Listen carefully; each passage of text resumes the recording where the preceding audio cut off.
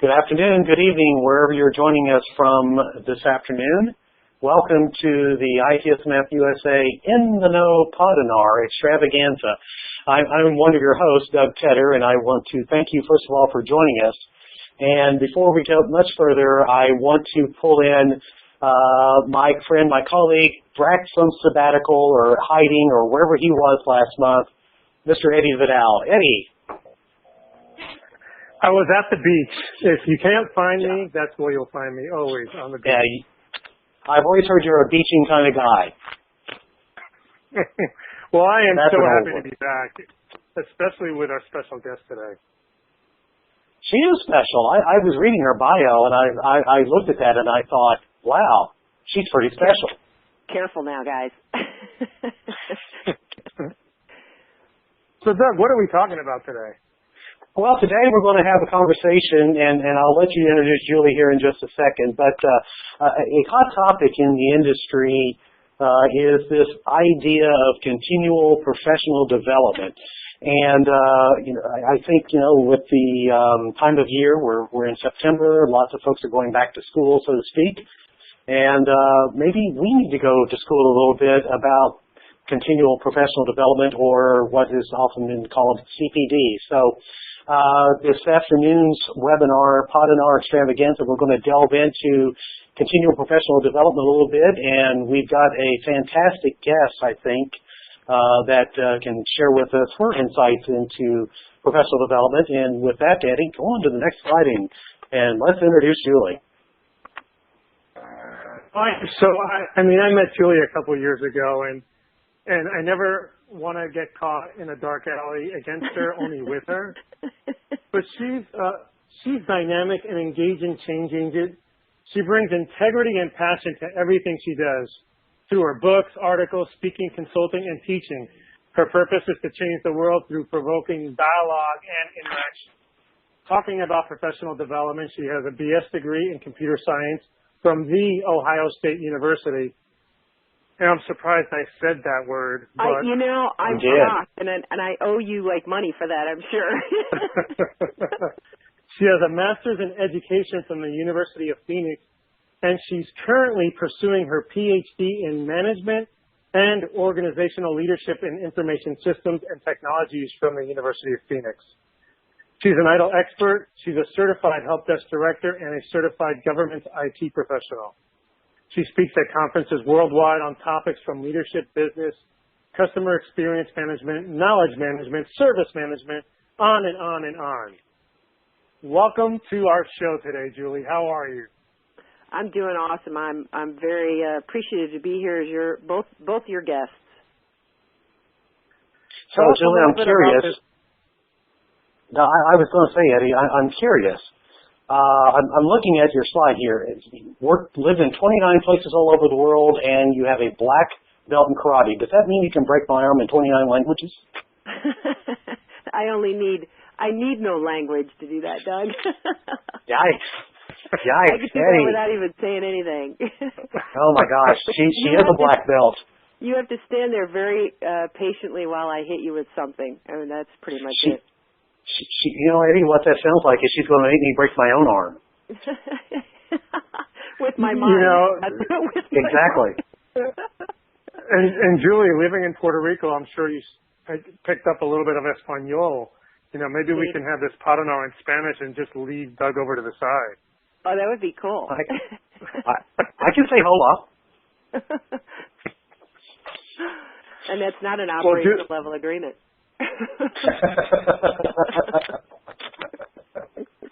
Hey, Julie, we're pumped that you're with us here, but a few listeners on here, and if you want to ask any questions, you can go ahead and click on the question button on the top left-hand corner, or you can tweet your questions to hashtag ITSMFintheknow. So send us your questions while we have Julie, and we're going to go ahead and I'm going to send it over to Doug, and you can start us off. Great. So the first question, and there's a lot of definitions out there around this, but Julie, in your perspective, what does continual professional development mean to you? I think from a practitioner's perspective, we know there's a rapid change of technology And, I know that when I graduated from school, I had this vast domain of knowledge, but in specific areas of technology like, networking, systems analysis, programming, database design. And I always consider service management to be like a missing manual, something that came in and said, I need to know how the programmers will interact with the network engineers. And so service management was one of those career development paths that provided itself a fantastic opportunity for myself to advance that skill set. What I was formally trained in and what I needed professionally to do my job were two different things. So when I think about professional development, I see this as a ripe opportunity for us to look at where we are today in our career and say, what is the gap between what I do know and what experience I have and what I need for my job, whether it's project management skills or service management skills or managing teams. As a professional, you're not always provided those opportunities within the work environment, and they're not always kind of focused on an IT perspective. So being able to bridge that gap is really what professional development is. And in some career positions, you actually have to have and maintain certifications that allow you to continue to participate as a professional in that field. So that, to me, is what continuing professional development is all about. Yeah, that's fantastic. It's funny that you say that ITSM was kind of that missing manual. I'm often asked, how did I get into ITSM? And it was just like one day I realized that when I was introduced to ITSM, I realized I seemed to have grown up and decided what I wanted to do because it was, that clicking in of how these interactions worked and how all of these things kind of came into play to deliver services through the use of IT. So when you told that story, I was like, that sounds familiar. But so if we go on to the next question here, you just talked about what continual professional development is. Why do you feel like it's important? Well, it's like anything in life. When you become stagnant, everything else passes you by. And, learning organizations, if we continue, we are in definitely a competitive landscape, and it's as much about promoting yourself as it is about doing the right work and doing it well within the workplace in order for you to, continue professionally. Whether you're really interested in advancement or not isn't necessarily the goal, but doing your job well and having the skills that you need for that are very important. And if you're in a competitive landscape and you're not paying attention to the advances in technology or introduction of new frameworks or methodologies, you're often, left behind and wondering, how does this apply to me, when you should be able to take action and say, this is how we can use this for the, betterment of the organization. Yeah, isn't it interesting?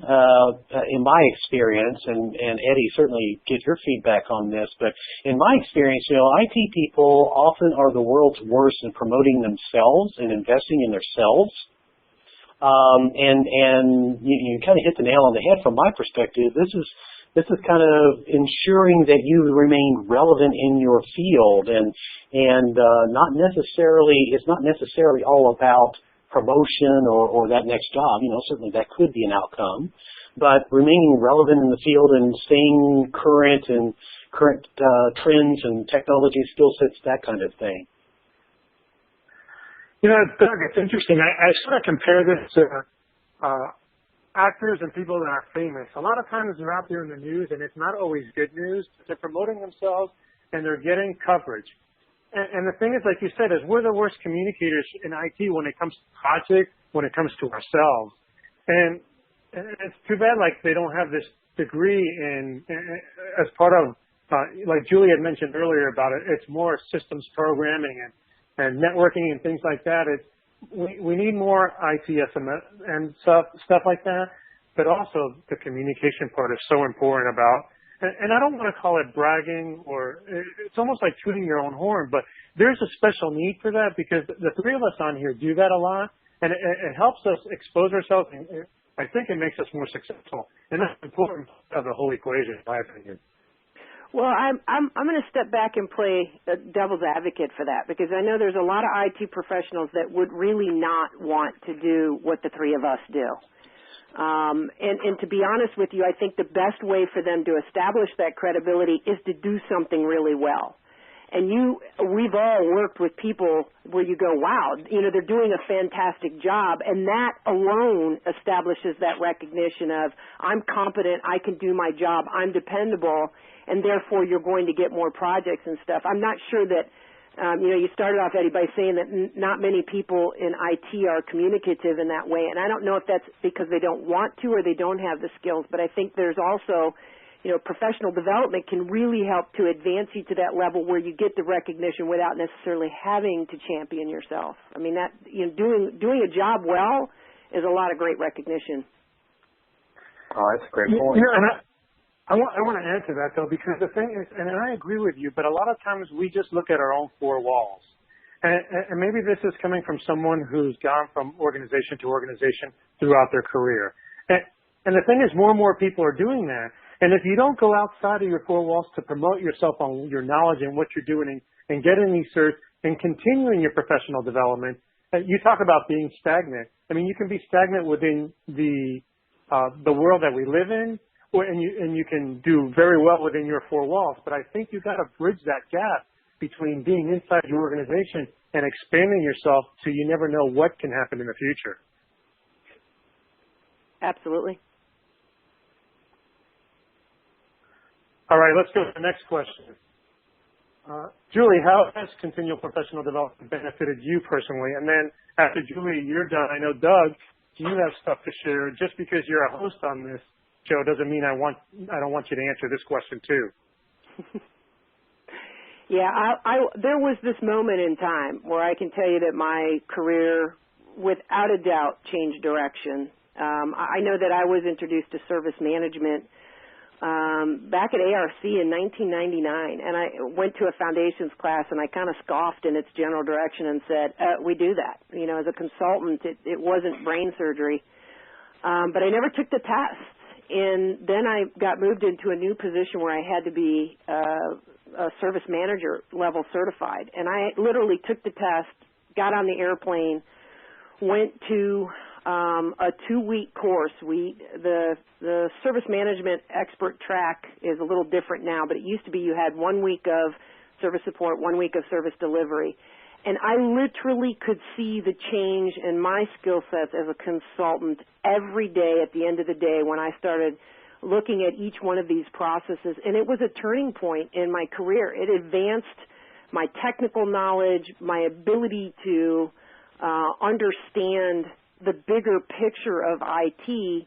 And, at the end of that 2 weeks, I can say that my career was completely different than it was before. And I think I've only ever really experienced that one other time, and that was when I took the director class back when it was offered through Help Desk 2000 or STI out of Pete McGarrahan's company. That was another one of those turning points where, managing a service desk, I then began to see it with such a much larger concept of what it takes to really make something successful. And in both cases, that expansion of my view of what was important to really drive value within the organization, it fundamentally changed, and I never went back. And my career, because of those two continuing development paths that I took, advanced tremendously from that point on. I moved from being just a practitioner to be able to help other organizations really invest and make differences, which was, a much better place for me. But it was, instrumental in my success in my career. Oh, that's excellent. Doug, what about you? I would almost have to echo Julie's remarks. It is, I look at CPD as an investment in myself. I look at CPD and the commitment to continually develop myself as a way to ensure that I remain relevant, that my skills stay sharp.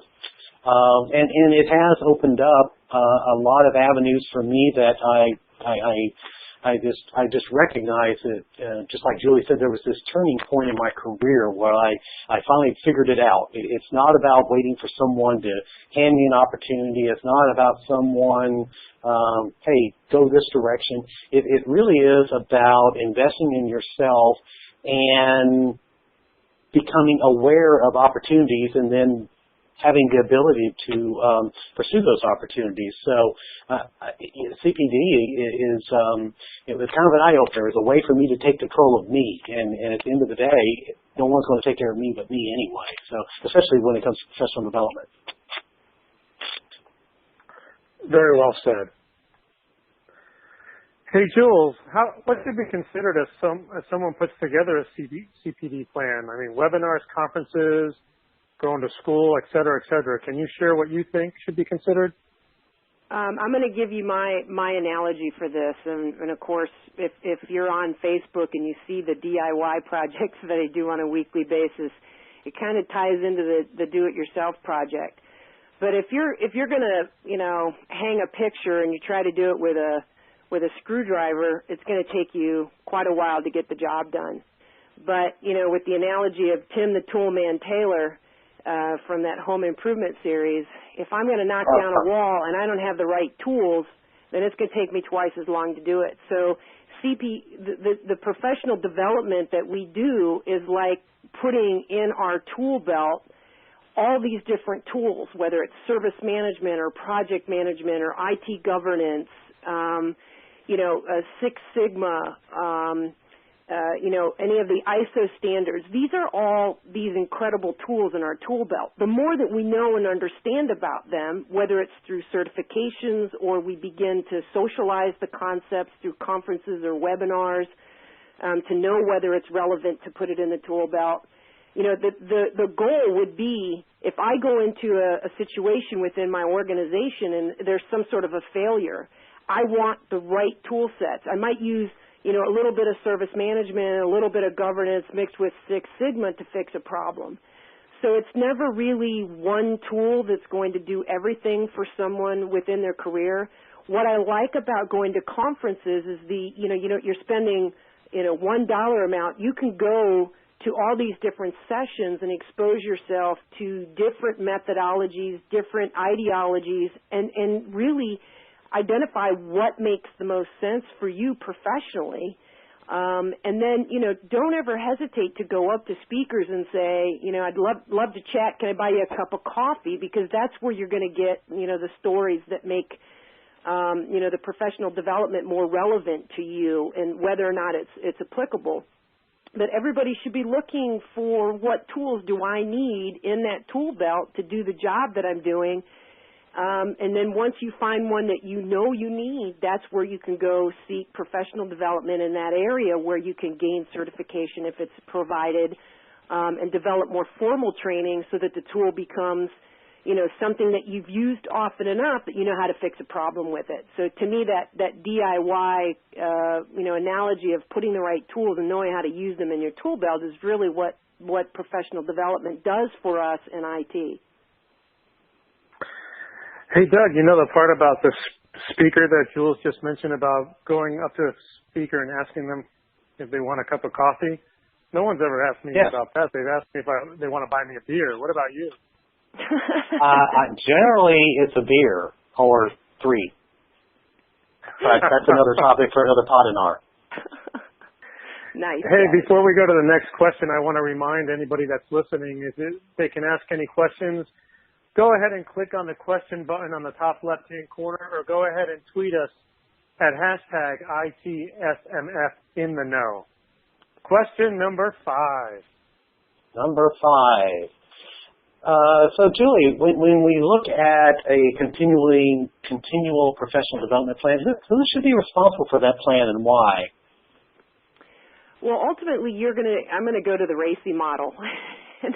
I'm going to say accountability is individual. So you're accountable for your own professional development plan. But, if you work in an organization that provides tuition assistance, that will pay for sending you to conferences, you definitely want to socialize what your plans are with your manager to make sure It's one thing to set off down a path and be very driven to do that, but you also, especially if the company is paying for some of this development, you want to make sure it's something that has a return on investment for your organization.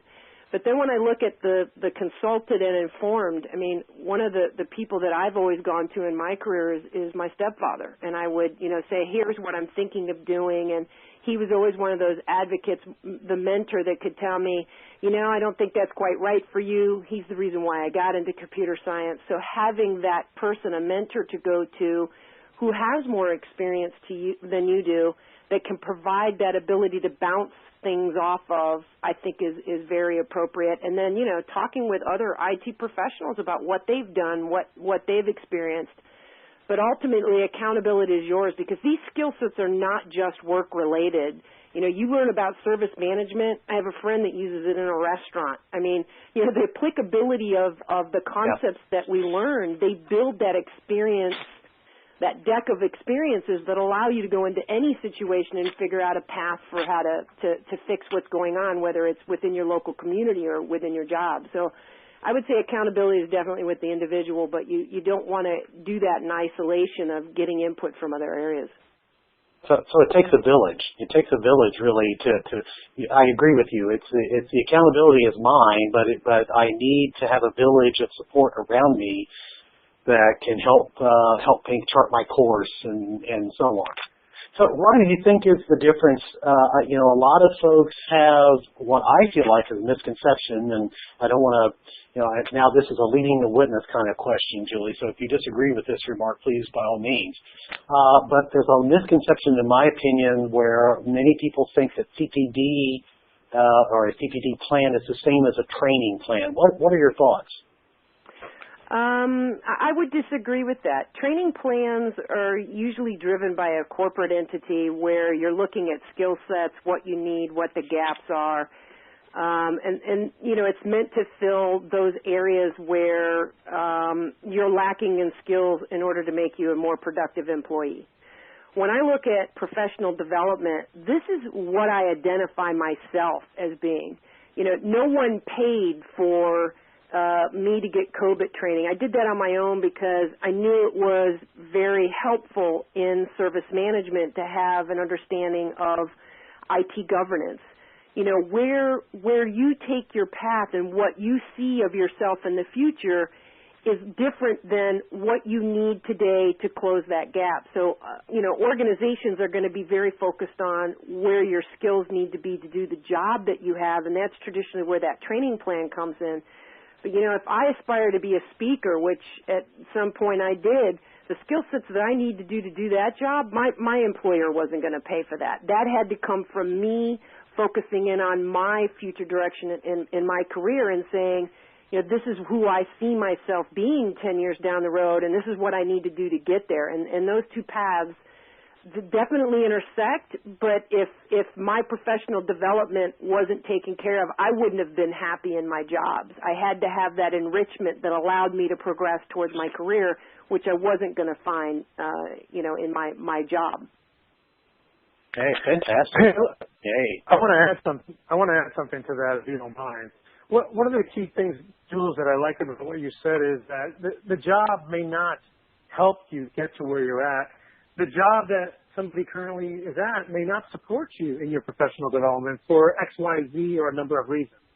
And it's really important, like you said, is that you need to be doing this on your own. If you want certs or you want to go to a conference or you want something and you feel that it's going to benefit your career, hey, put the money out of your own pocket, because not every organization is there to back you up to say, hey, look, we believe in professional development. Even though the skills that you're learning, you're going to be able to bring back to that organization and make them better. I don't want to say a lot of times. There are times that organizations do not support the individual. And I agree with what you said. You got to do this on your own. This is for you. Yes, you're helping them out, but at the end of the day, it's your plan and you're responsible for it, and you need to go out there and do it. I'm sorry. I want to tail off of that because it reminded me of something I think that is incredibly important as we discuss what is professional development, how do I create that future that I want.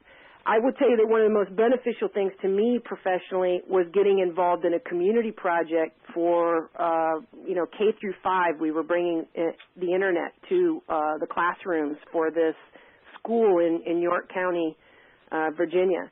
And I was in charge as a parent to come in, and I was doing the IT part of this to help get this up and running, and became an advocate and was heavily involved in this project. I learned a tremendous amount from that volunteer work.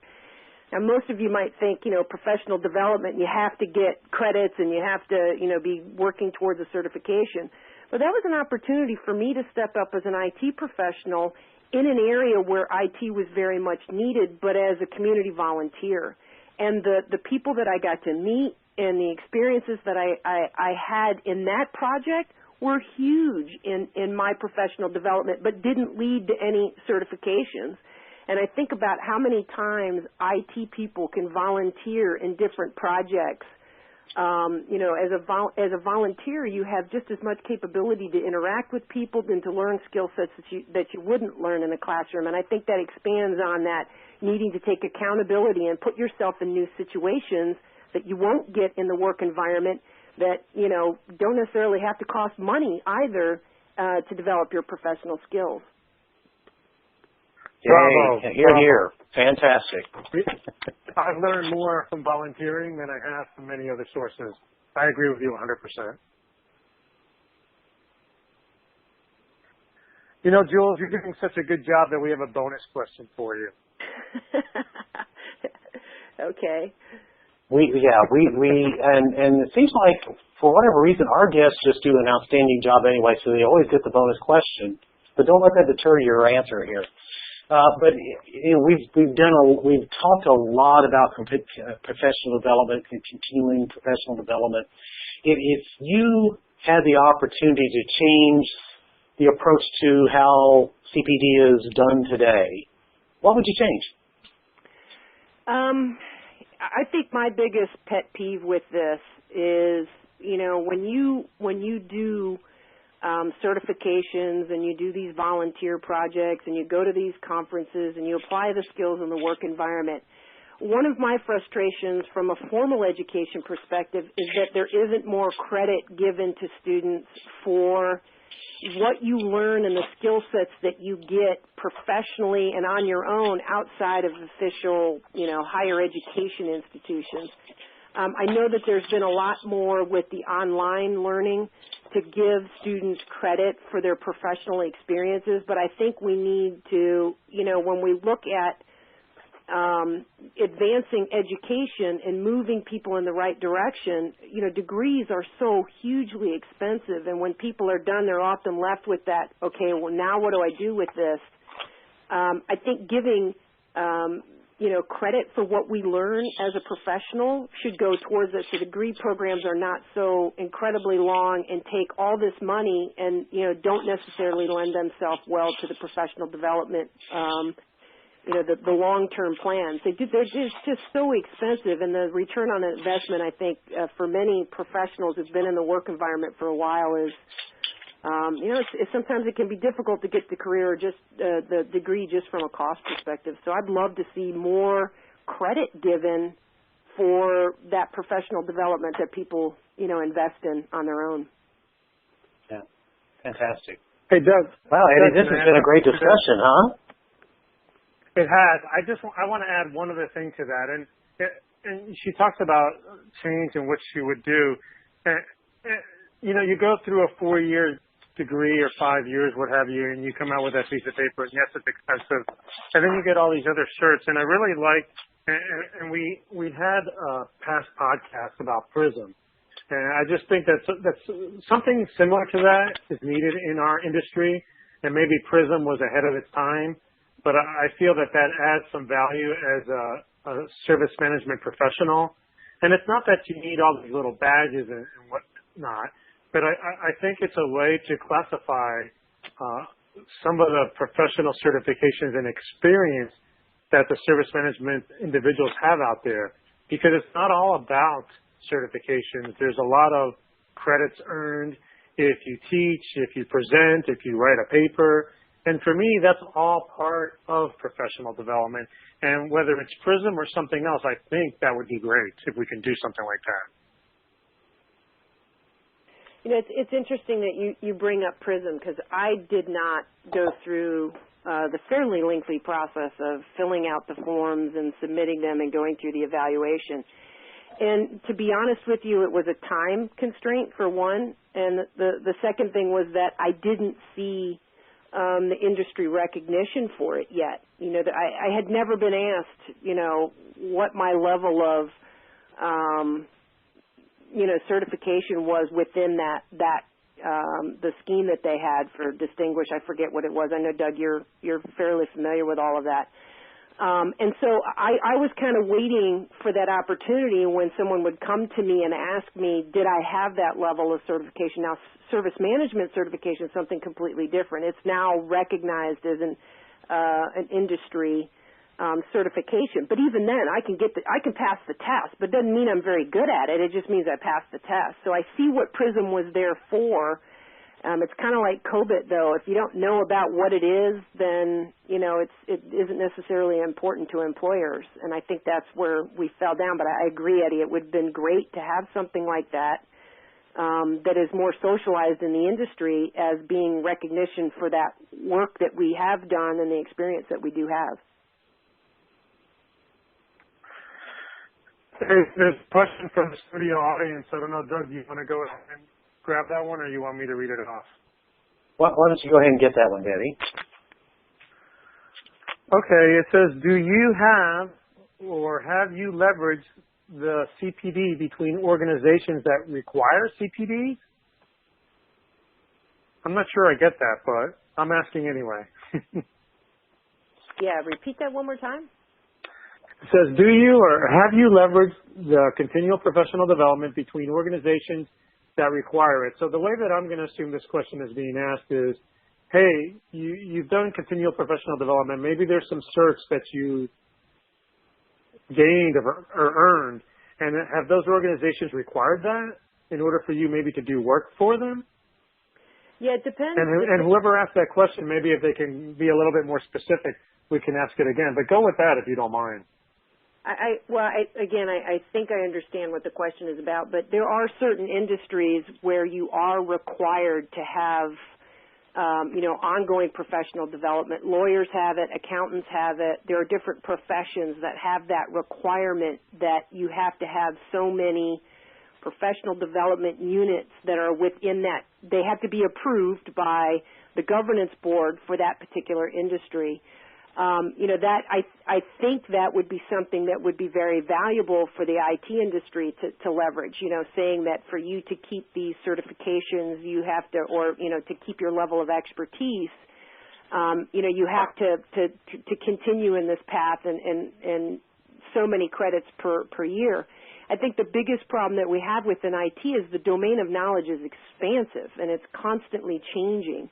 So coming up with something like that, the general accounting practices have been around for a really long time. And, those more formal industry domains that have been in existence a lot longer than IT have got these structures involved in keeping their professionals at a level where you can say, okay, I need to go hire this accountant, and I can be confident that they are, successful because they continue to maintain that certification, or a lawyer. I don't know that the IT practice or domain has made it to that level of maturity where we can recognize people, through that same level of like you would a doctor or a lawyer or an accountant. That's kind of how I took that question. I don't know. Did I miss the point? No, I think you did as best as you can because I wasn't 100% clear on that, but I wanted to go ahead and share what somebody from the studio audience asked. But we're going to go ahead and move forward, but I want to say, hey, please hang around so you can enjoy the next part of our show. But I also want to talk about joining IT SMF USA. If you are not a member, I want to let everybody know that this webinar is brought to us by IT SMF USA. We have over 60,000 members in 54 countries, and it's internationally recognized as the professional organization that promotes ongoing development and promotion of IT service management best practice standards and qualifications. So if you want some more information, go to itsmfusa.org/membership to join today. This is our ragu section, Doug. Take it away. This is the most, well, first of all, this has been a great conversation, but if you don't get any ragu during one of our podnars, Julie, you just haven't lived. So what we try to do is we ask a wide open question, and our ragu questions usually are around which one of the following events is not the correct, or which is an incorrect event, made up. But we're going to switch it up this month. There is only one of the 4 events listed that is an actual ITSMF LIG event coming up. And so your challenge, Julie, should you choose to accept it, and we're not giving you a choice, so you have accepted, which one of the following is the actual correct event? Is it A, the Central North Carolina LIG Service Management Snap, Crackle, Pop-Up Conversation? Is it B, the Minneapolis LIG, where they are going to talk about DevOps and IT service operations heading to the altar ever after? Is it the Dallas-Fort Worth LIG from zero to hero, or is it D, the Denver LIG, CMDB, practice makes perfect for a successful implementation? Which one is the actual event name? Okay, so the first 3 look like very creative thoughts from Eddie. I could see him coming up with those. I'm going to go with D. It's the most bland of the group. I'm gonna completely sell out our industry and say D is the correct one. Julie, sorry. We had a fabulous prize package under behind door number 1. Okay, but the actual correct event is the Dallas-Fort Worth LIG. They're going from zero to hero with their next presentation. I may have to fly to Dallas and see what they're talking about. Yeah, no, that one sounded good, but I thought, no, it's too good. Congratulations, Dallas-Fort Worth. That is a great title. So you've heard it here. So if you're in one of our areas where we do have a league, please take advantage of that. And I would be remiss. You know what's happening a week from today, don't you? A week from today. Remind me. It is the relaunch of the Indianapolis ITSMF USA League. Woohoo! Woo, doggy! Yes. Wait. Say that one more time. Let me give a wahoo right at the end. Yeah, it is the relaunch of the Indianapolis ITSMF USA League. Fantastic! How's that? Better? There. That's much better. So if you're hearing my voice, and I know you are, and you know somebody in Indianapolis or you're in Indianapolis, come to our meeting next Tuesday. Oh, that sounds great. Yeah, you like that? It's going to be fun. Be there. It's going to be fun. Charlie's going to be there. Charlie Araujo's going to be there. It's going to be fun. That's awesome. Hey, do you know that every month ITSMF sends out a news and events bulletin, and this month they sent it out on September 8th. So go to your mailbox. They talk a little bit about some of the topics that we're going to be discussing on the next slides. So September 8th, look in your inbox with all that mail and check it out. There's a lot of information on there, including some of those events. So next time you listen to our Padanar, the multiple choice ragu question we get from there. So little heads up. Shame on Julie. Oh, ouch. Now, did you know that it's voting time? It's election time for ITSMF board. The voting opened on September 15th and closes October 15th at 11:59 p.m. We have 7 candidates from Dirash Gupta, Rich Ham Kucharski, David Nottingham, Gail Talbot, Doug Tedder, Mark Thomas, and Mary Ward. Now, if you go to this link, find out why they want to be a board member. Everybody, I think, not everybody, but there has been certain candidates that have posted on a LinkedIn group on why they want to be a board member. And if you're a member, go to vote. There was an email that was sent out, but go to vote at this link right here. and cast your vote. You have till October 15th, 11:59 p.m. Now, I do want to put in my 2 cents. I already know who I voted for, and one of the things I look at, first of all, I want to congratulate everybody that is been nominated, including you, Doug. And I know that all those individuals give a lot back, and we talk about volunteerism, and definitely want to commend them. But make the effort to read what they have to say. And those board members that have put some stuff out there about themselves, the reason they want to do this and how they're going to give back, take a look and read that to make sure that you're making an informed decision. Doug, what about surveys? Yeah, one of the initiatives that ITSMF is currently working on is this thing that we're calling the Burning Issues Survey, and you have a chance to win a fabulous iPad Air 2. So there's a survey. Again, the email was sent out on September 12th, and we are looking to do some more important research around a couple of what was identified as the burning issues coming out of Fusion 14. The two burning issues are quantifying the value of IT service management. Boy, I get asked that all the time. I don't know about you guys. And then the other burning issue is the organizational change management and the relationship of those or change management practices to IT service management projects. Boy, that's another burning topic. Boy, these are two good burning issues. So look for your email that went out on September 12th. There's a survey, how are these issues impacting you as an IT service management professional? And you may win a fabulous iPad Air 2. Hey, Doug, this survey takes approximately 10 minutes, so make sure everybody makes the time, and it closes on September 30th. Who's going to Fusion? Jules, will you be there? I'll be there. Bell's on. Doug? I'll be there, and I'll bring my cowbell. Hey, Doug. That's right, and come. Doug, can I buy you a cup of coffee while we're there? Sure. Wink, wink. That coffee looks mysteriously like, we're going to be in New Orleans, right? It's probably only like voodoo ale or something like that, my right? children might be listening to this.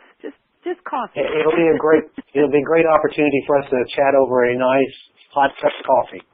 I look forward to it. So Fusion is November 1st through the 4th at the Hyatt Regency in New Orleans. We're going to do our Padanar from the Expo Hall floor. So anyone listening to this podcast right now, come by and visit us. And Doug, you want to talk a little bit about the DevOps Fusion? So yeah, this is something new that we're trying out this year. This is kind of the event within the event. So please don't get confused. This is a separate co-hosted event, DevOps Fusion. It is Sunday and Monday. I think that's right, 1st and 2nd. And we've got some of the best and brightest within the organizations talking about how DevOps comes to play and how it relates and interacts with some of the things that we're already doing from an ITSM perspective. Last month we talked with Bill Cunningham. He's going to be one of the speakers at DevOps Fusion, so I'm looking forward to it. It's the event within the event, DevOps Fusion, so don't miss it. November 1st and the 2nd, I believe. Hey, did you know that there's an IDLE Global video contest? I didn't know that. Well, now I do. Well, now you do. And Charles Araujo sent out an email on September 18th. ITSMF has partnered with some of the most important organizations in the global IT community to create this special event, giving everybody a chance to show their IDLE pride. So this is the first annual IDLE Global Video Contest. It's going to be great. The IDLE community has trained so many people, and obviously we want to believe strongly in the value of IDLE, and that we can believe that we can make life better for those who master it, and that the organizations that they belong to. So what they're doing is they're inviting folks who know and use IDLE around the world to create a short video and tell us how IDLE makes life better. So if you haven't received that email, I would encourage you to look at it. If anything, if you need us to send out a link, we can go ahead and put that on the LinkedIn ITSMF page, the Facebook page, and also we can tweet that out. And I think that if you click on the link, there's already an example on there. I think it was a rap video. So use your imagination and put together an Idle Global video, and maybe you, too, can win this contest. Yeah, speaking of being social, there's multiple ways of getting in touch with ITSMF USA. As Eddie mentioned, we have a Facebook page. We do the Twitter, so there's my homage to Dave Letterman. You know, we're getting on the Twitter there, and we do some Twitters. Also, we have a LinkedIn group. Again, take advantage, connect with your community, learn and grow from others within ITSMF USA. You know, not only was I pumped this month when we got Julie Mohr as our guest, but I'm just as stoked for next month where we get Shep Hyken. He is going to be one of the keynote speakers at Fusion. He's going to talk about the cult of the customer. He's going to take you through 5 different cults or phases that companies go through to create an experience that turns your satisfied customers into customer evangelists. I'm not sure if you're aware, but Shep is a New York Times and Wall Street Journal best-selling author. He's got a number of books, and he's a member of the National Speakers Association Hall of Fame. He works with companies and organizations who want to build loyal relationships with their customers and their employees. So next month, October 20th at 5 p.m. So before we wrap this up, Julie, we want to say thank you once again for joining us today. And I don't know, do you have any last words that you would like to share or any wisdom you'd like to share with us? No, well, first of all, I want to thank you guys for inviting me. I think this is the first podcast I've done with you. So anytime you need an opinion, you know I'll have one. But as far as professional development is concerned, you know, I advocate to all the students that I interact with that, you know what, connect with me on LinkedIn, on Facebook, wherever. Don't hesitate to reach out and to ask someone a question. I know that I'm always willing to jump on a phone call and talk with someone about, you know, what they're doing and what they want to do and to provide advice and guidance. If I don't know the answers, I'll be sure to point you in the right direction. So please feel free to reach out and connect. I think it'd be a great opportunity. That's excellent. Thank you very much. What about you, Doug? Any last parting thoughts from the former president of ITSMF and the current nomination for the board of directors? Yeah, it's really a privilege to be asked to run for the board of directors. But regardless of whether you vote for me or not, this is not the forum, and I'm not certainly campaigning. But please do vote if you're a member of ITSMF USA. It is so critical that we get the voice of the member on the national board, and you know, any of the 7 candidates, you know, fantastic service management professionals, certainly have a passion for ITSMF, and please do vote. So take advantage of the opportunity and exercise the privilege of membership. Anything to share about continual professional development on your end before we wrap it up? I think it's a good thing. I just continue to invest in yourself, and it will pay dividends, whether or not, you know, your company requires that or not. You know, take a look at it and use it as an investment in yourself, and it does pay off. It really does. Well, before we wrap up, for those of you that are on this Podonar, go ahead and click on the ratings button and rate us from 1 to 5. We'd love some 5s. If you give us a 1 or 2, tell us where we can improve. If we've done some good stuff, share it with us. We want to thank you for joining us today on your drive home or from your happy hour establishments. You can reach Doug Tedder at that LinkedIn profile, or at Doug Tedder. You can reach Julie Mohr at Julie Mohr. And I'm Eddie Vidal. Thanks once again for joining us. Continue this conversation. You can tweet us at # or hashtag ITSMF in the know, and we'll see you next month. Everyone have a great night, and thank you.